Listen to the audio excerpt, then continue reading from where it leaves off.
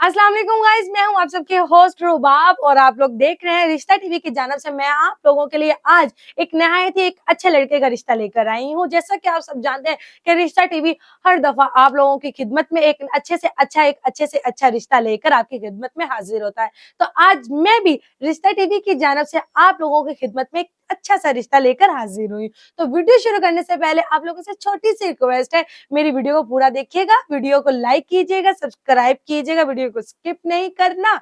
और हमारे चैनल को सब्सक्राइब करने की वजह ये होती है कि हमारे आने से नई वीडियो आप तक इजीली पहुंच सके। तो जी बढ़ते हैं अपने आज के रिश्ते की तरफ।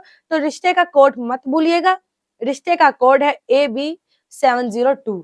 लड़के का रिश्ता है, लड़के की उम्र है 24 साल, माशाल्लाह से जात सैयद बुखारी है, जबरदस्त तालीम इनकी LLB university of London, international master LLM